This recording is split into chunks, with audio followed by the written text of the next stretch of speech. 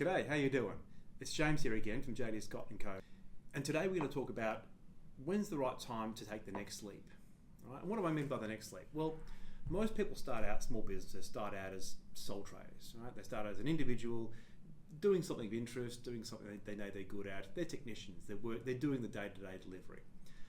Most people then grow their businesses over time, right? And that's fantastic. And we see plenty of situations where people go out there and start hiring their first member of staff. Maybe they've got some admin support. You know, you see our life cycle journey. This is the one where you started getting customers come in the door. You're starting to make some good money. Cash flow is looking okay, and then you want to take the next leap, right? And that's when you go from having a job to having a business. And what do I mean by a business? Well, a business is an asset. It's a thing you can sell. It's a thing that if you stop working in that for a day, a week, a month, a year, it still generates you a return.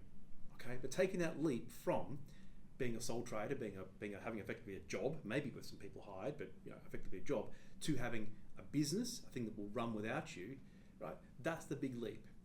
Right? We call it the valley of death. It's that moment in life when most businesses fail. As we know, 60% of businesses fail in the first 5 years. Only 5% of businesses make it to 10 years. Right? Those statistics are quite frankly appalling. Right? Most people fail in business, and that's not for the fault of the business. It's just, for all sorts of reasons, businesses stop working. And one of the biggest ones is burnout. Okay, and as you get bigger, business owners and entrepreneurs get more and more burnt out. And one of the reasons, as they try to level up their business, one of the reasons they get burnt out is a lack of management. Okay, and that's what I term the next leap. It's that leap from where you're in charge as the manager and the doer and the head of sales and the head of marketing and the head of HR and investor relations and you name it, you're doing all those hats. Okay, to taking the next step, which is to take a step out of the day-to-day. Right? But in order to do that, you need a manager, and you need good managers in place. But let's be frank, management costs money. Right? If you've got a manager in place and you're managing 5, 6, 8, 10 staff, right, there's going to be a chunk of their time where they're not producing, right, where they're costing. So it's not an easy leap to get over. And it's one of those situations where having a small business with one manager is kind of okay. You might get away with it, but your profitability won't be great. But having a business with one manager, but having 5 businesses is even better because you're getting more leverage off it, right? The cost of that manager over each of those businesses is a lot less. So what do you need to hire your first manager, right? And again, this is a really important step. So first things first, of course, is trust, right? You've got to trust that person. Have they got the right technical skill sets to run your business? Have they got the right people skills, the coaching skills? Okay, you might have this person in your business today. They might be somebody who you could develop over time. Alternatively, you might have to go and find the right person. Okay, and so there's a few things there to think about in terms of that right person in the business. The next thing your business needs is systems and processes. There's no point in putting a management team in place unless you've got systems and processes in place. And what do I mean by systems and processes? Well, this is documented evidence and documented checklists and procedures written down so that somebody else can copy it and follow it. Right? In our firm, we have checklists. So every sort of job has a different sort of checklist, and the staff go through and, yep, I've done that step, I've done that step, I've done that step. We also set up a Confluence page, and again, we take our products, or our services in our case, and we break them out into discrete types. So we've got company tax returns, we've got a BAS, we have got year-end accounting, we have got budgeting and forecasting, etc., etc. Okay, and so we've gone through and defined each of our products. And then for, say, the company tax return product, we then have a set of standard procedures about how that piece works. Okay, and they're all documented. We have training videos for it. Not only they're documented, we also have a checklist as well.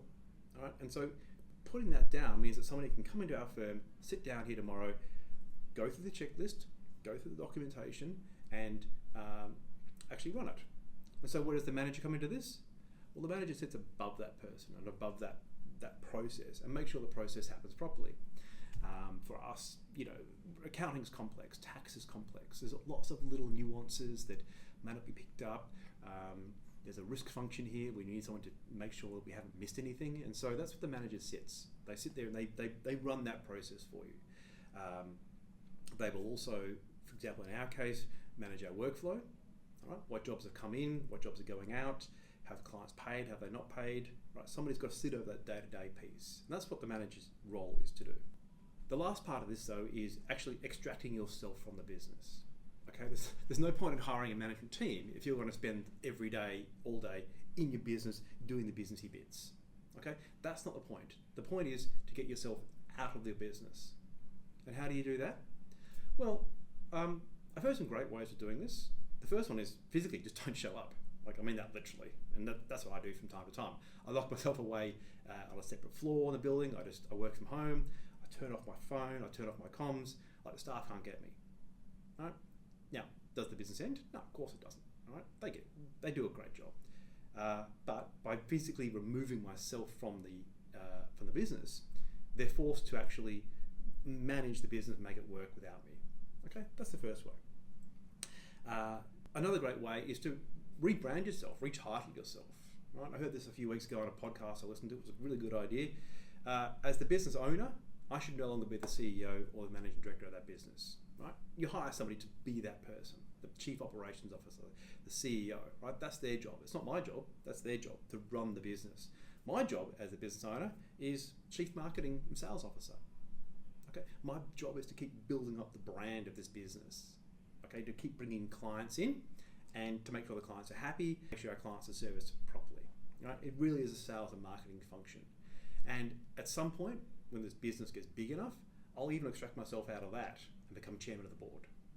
Okay, and so you see this evolution from a person who's in there doing the work every day of the week to the person who's then managing the COO or CEO of the business. They're in there managing the staff and the workflow and getting in the nitty-gritty of all the bits and pieces, to then extracting themselves from that and becoming, I said, the next step is head of sales and marketing. The next step is probably then to remove yourself from sales, although that might depend on the industry, but you know, a lot of basic sales stuff you should be able to take that off your plate. And ultimately you're down to a few functions. Strategy, right? Which way is the business heading? Is it heading in the right direction? Looking at the key hires. So have you got the right the right management in place?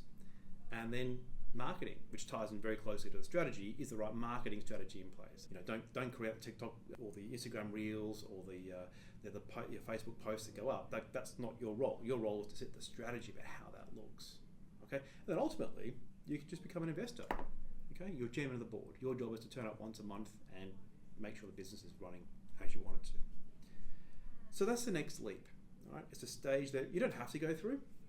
Plenty of businesses out there do really, really well with the owner working in the business. They make good money. It's actually a pretty good lifestyle, very boutique, very niche, but you know what? They're making fantastic returns. And maybe that's what you want. Maybe that makes you happy.